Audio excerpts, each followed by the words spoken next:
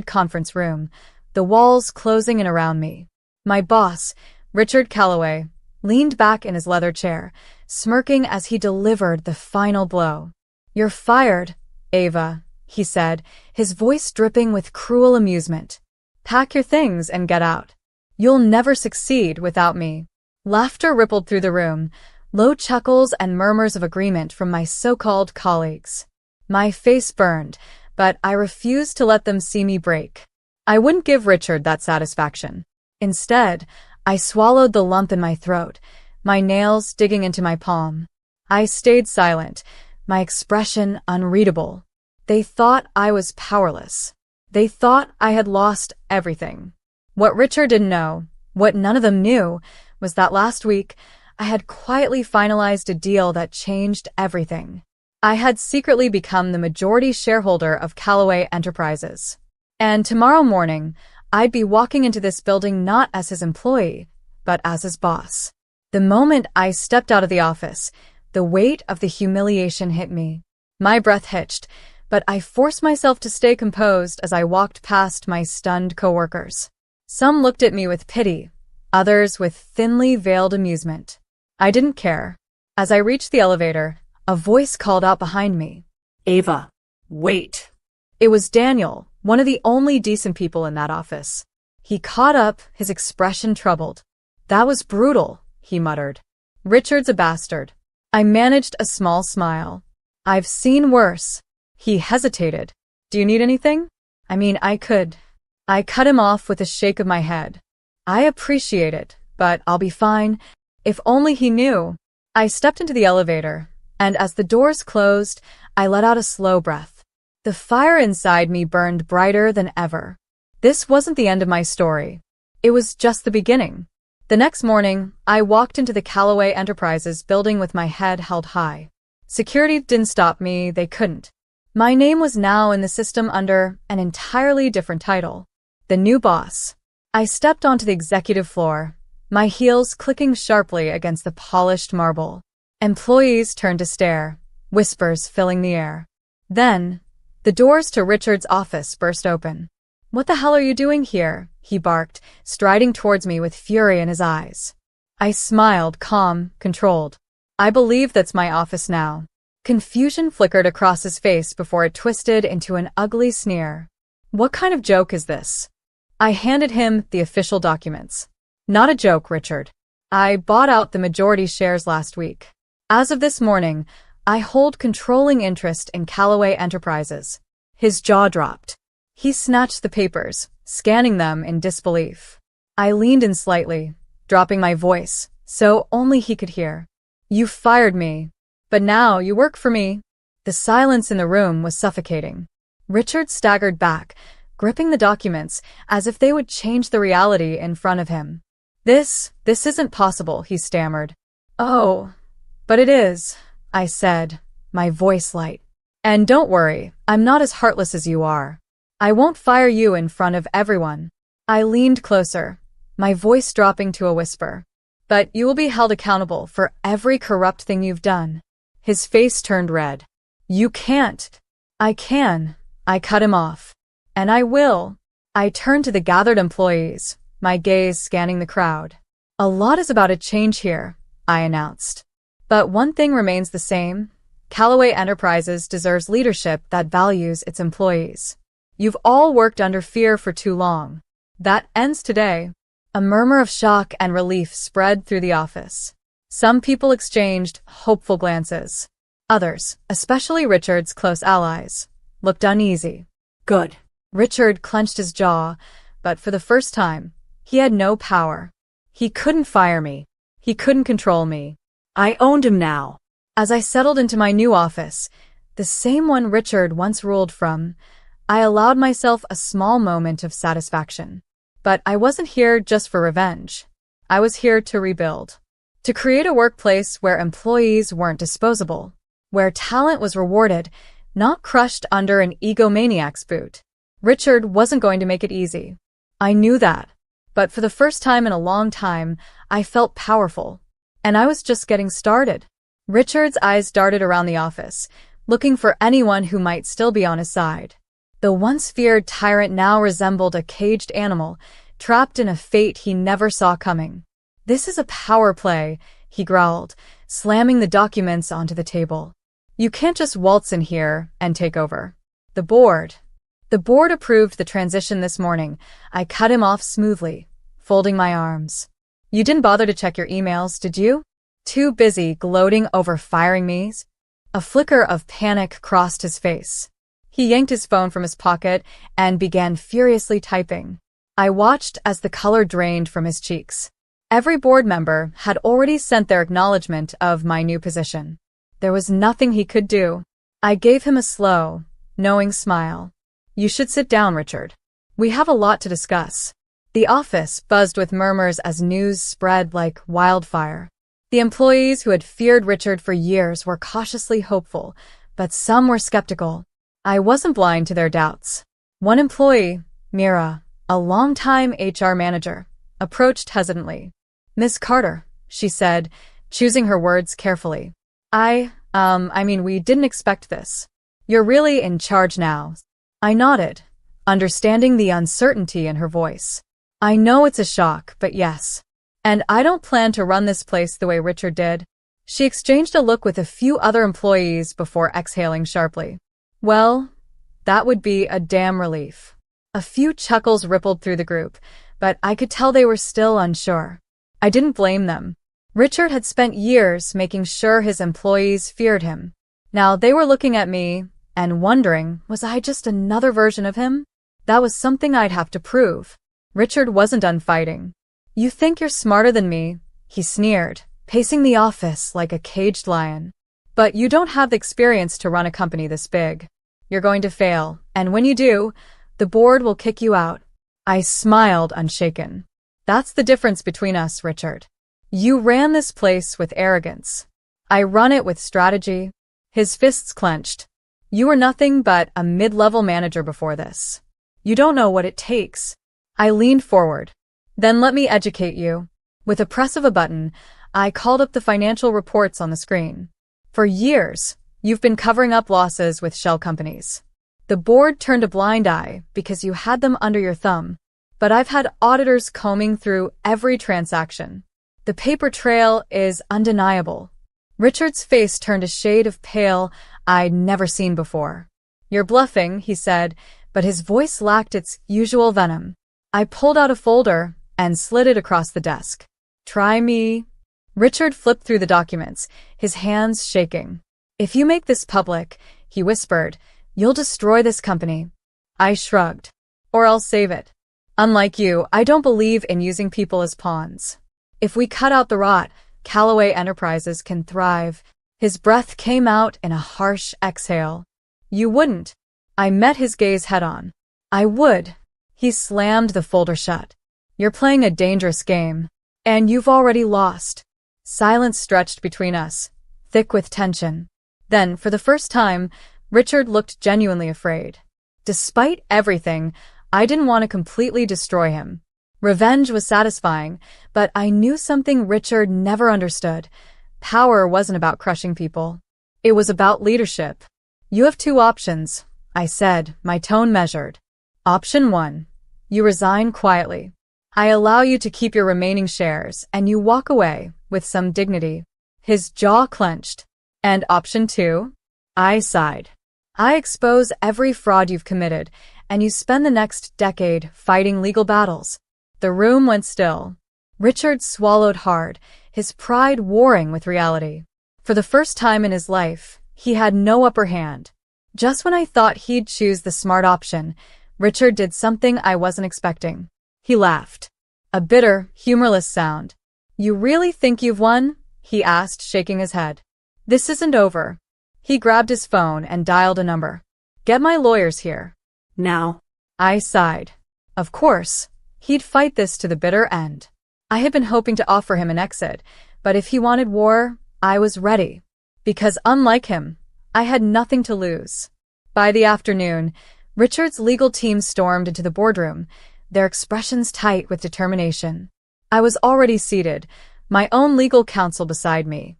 Richard sat across from me, his expression cocky. "This is a hostile takeover, and you know it," he sneered. The board won't stand for it. The head of the board, an older man named Douglas, sighed. Richard, we've already reviewed the situation. Ava's shares are legitimate. She owns controlling interest. Richard's face twisted in fury. You spineless. Douglas held up a hand. Enough. The board is voting on Ava's proposal to restructure leadership. If she wins the vote, you step down. If she loses, she gives up her control. Richard smirked, convinced he had allies. Fine. Let's vote. One by one, the board members cast their votes. And when the final tally was read, Richard's face drained of color. Ava's proposal passes, Douglas announced. Effective immediately, Richard Calloway is to step down. Richard sat frozen, stunned into silence. I leaned forward, my voice gentle. I meant what I said, Richard. This didn't have to be ugly. His lips pressed into a thin line. Get out, he snarled. I stood, smoothing my blouse. Actually, I think it's you who should be leaving. Security was already at the door, waiting. And as Richard was escorted out, I felt the weight of the moment settle over me. I had won. But this was just the beginning. Taking over Calloway Enterprises wasn't just about revenge, it was about change. Over the next few weeks, I worked tirelessly to undo Richard's toxic policies. Salaries were reevaluated. Employees were promoted based on merit, not favoritism. It wasn't easy, and there were challenges at every turn. But for the first time in years, the company felt alive again. And the employees? They finally felt seen. One evening, as I packed up for the night, my phone rang. It was Richard. I underestimated you, he admitted, his voice quieter than I'd ever heard. You were right. I let my ego run the company into the ground. I exhaled slowly. And I want to help. If you'll let me. I didn't answer right away. Because sometimes, the most satisfying revenge wasn't destruction. It was redemption. The office was eerily quiet when I walked in the next morning. It was a different kind of silence, not the suffocating, fear-laced quiet that Richard's rule had imposed. No, this was the kind of silence that came with uncertainty. Change. Employees who had once scurried around the halls, careful to avoid Richard's wrath, now moved cautiously, their eyes flickering to me with barely hidden curiosity. I could feel the weight of their expectations pressing down on me. Would I be just another dictator in a different form? Would I make good on my promises? Or worse, would I fail? A lump formed in my throat, but I swallowed it down. I couldn't afford to doubt myself now. I had fought too hard for this, endured too much. Richard had spent years running this company like his personal empire, ruling with arrogance and cruelty. I wasn't going to be like him. I took a slow breath and stepped into my office. The room still smelled like Richard's cologne, the leather furniture still arranged the way he liked it. But it wouldn't stay this way for long. I was going to make my own mark, and I'd start by proving that I was different. As I sat down, my assistant, a timid young woman named Claire, hesitated by the door. She had been with the company for years, surviving under Richard's reign by keeping her head down. Now, she stood nervously, clutching a tablet to her chest. Miss Carter, the department heads are waiting for your direction. There's a lot to discuss. Budgets, staffing, restructuring, and well, some employees are worried, she said hesitantly. I nodded, motioning for her to sit. Tell me, Claire, what are they most afraid of? She exhaled shakily, as if she had never been asked for her honest opinion before. They think things will stay the same. That it'll just be a new face making the same decisions. And honestly, some are scared of you. I tilted my head slightly, intrigued. Scared of me? Why? Claire hesitated, shifting in her chair. Because you took down Richard. No one thought it was possible.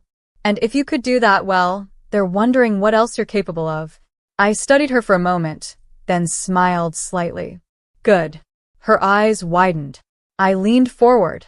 Fear can be useful, Claire, but not the kind Richard thrived on. I don't want them to fear for their jobs.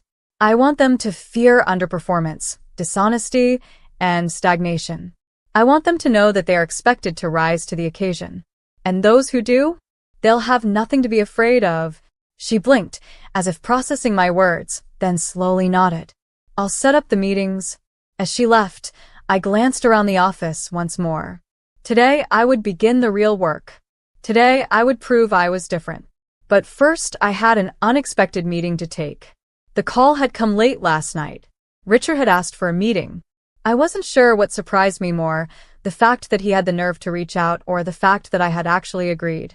As I stepped into the sleek, high-end restaurant where we were supposed to meet, I found him already seated at a dimly lit corner table. Gone was the smug, untouchable Richard Calloway. In his place was a man who looked smaller, more fragile. He stood as I approached, an awkward tension settling between us. "Ava," he said, his voice quieter than I remembered. I sat across from him, resting my hands on the table. "Richard." For a moment, he just stared at me, as if seeing me for the first time. Then he let out a slow, measured breath. "You really did it," he murmured. "You took everything from me?" I didn't blink. "No, Richard. You lost everything on your own. I just made sure you faced the consequences." He let out a humorless chuckle, shaking his head. "You always were the smartest one in the room. I should have seen this coming." "Yes," I agreed, tilting my head slightly. "You should have." A heavy silence stretched between us. He looked down at the table, rubbing his temples as if trying to ease a headache. Then, without lifting his gaze, he said something that stunned me. "I want to help." I stared at him, my breath catching.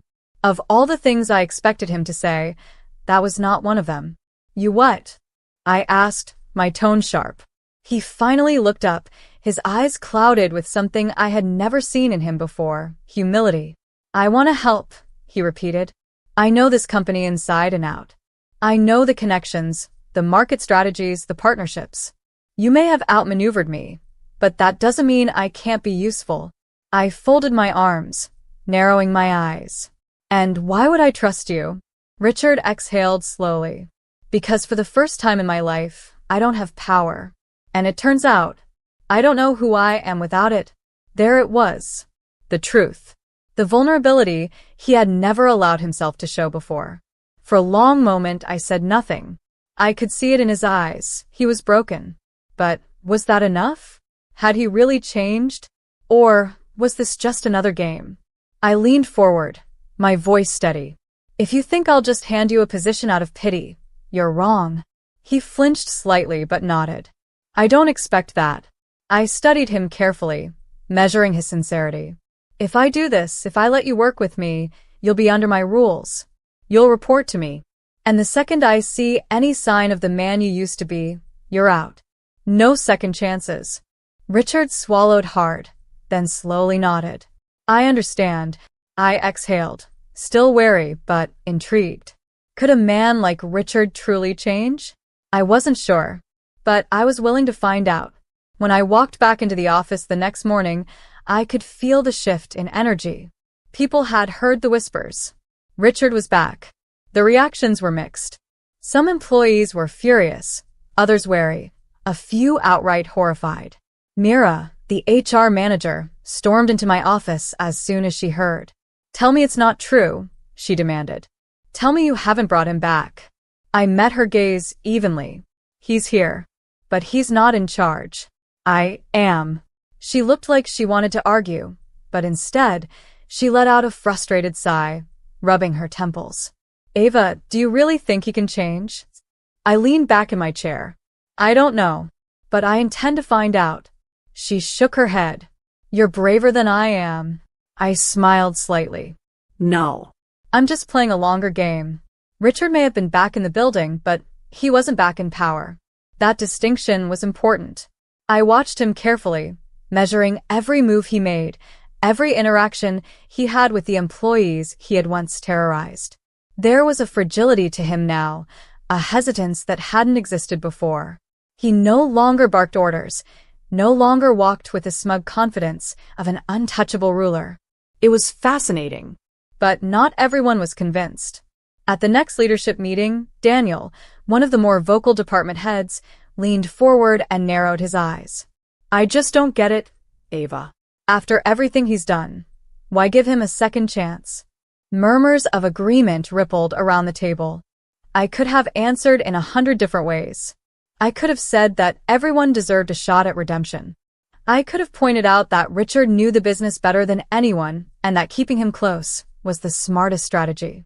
Instead, I simply said, because I want to see what he does when he has nothing left to lose. Silence followed. Richard, seated at the far end of the table, didn't speak. He just met my gaze, unreadable. The meeting continued, but the weight of my decision loomed over us all. Would Richard prove me right? Or would he become my greatest mistake? Weeks passed. Richard worked harder than I had ever seen him work before. He took the smallest tasks without complaint, staying late, offering insights when necessary but never overstepping. He was different, or at least he seemed to be. But trust was a delicate thing, and I wasn't ready to let my guard down. One evening, as I was reviewing financial reports, I heard a knock at my office door. Richard stepped inside, hesitant. "There's something you should see," he said, placing a file on my desk. I opened it, scanning the numbers. My breath caught. It was an old contract, buried deep in Callaway Enterprises archives, one that Richard had signed years ago. It detailed a fraudulent deal he had made with an international investor, one that, if exposed, could still sink him completely. I looked up, my pulse steady. "Why are you showing me this?" Richard exhaled. "Because I don't want it hanging over my head anymore. I'm not that man anymore, Ava." I studied him, searching for deception. But I saw only exhaustion, regret. Something in me shifted. "You understand that if I go public with this, your reputation will never recover," I said, my voice measured. He nodded. "I know." For the first time, I believed him. Richard Callaway was no longer my enemy. He was something else entirely. With the evidence in my hands, I had the power to destroy Richard completely. I could ensure he never stepped foot in the corporate world again. Or I could do something else. I could give him the chance to fix what he had broken. At the next board meeting, I laid out the contract in front of the executives. Gasps filled the room as they read through it. Douglas, the head of the board, paled. "This could ruin the company," he murmured. I met his gaze. "Only if we let it." Richard cleared his throat. For once, he looked small in front of the people he had once dominated. "I take full responsibility," he said. "And I'm willing to make amends." The room waited for my response. And then I said the one thing no one expected. "I believe him." More murmurs. I held up a hand. "I took this company back to make it better, to fix what was broken. And I believe that includes giving people a chance to change. Richard isn't the same man he was. He's willing to own his mistakes. And I'm willing to let him." Richard exhaled, shoulders sagging. The board members exchanged uncertain glances, but in the end, they agreed. And just like that, the final battle was over. With Richard's past exposed and addressed, Callaway Enterprises entered a new era. Salaries increased. Toxic policies were eliminated. Employees who had once worked in fear now thrived. And Richard? He became my most trusted advisor. Not as a CEO, not as an equal, but as a man who had finally learned the value of humility. One evening, as we stood by the office windows, looking over the city skyline, he turned to me. "You really did it," he said. "You changed everything." I smiled. "No, Richard. We did." For the first time, he smiled back. It wasn't power that defined a person. It was what they did once they lost it. And Richard Callaway had finally learned that lesson. As for me, I had finally found the justice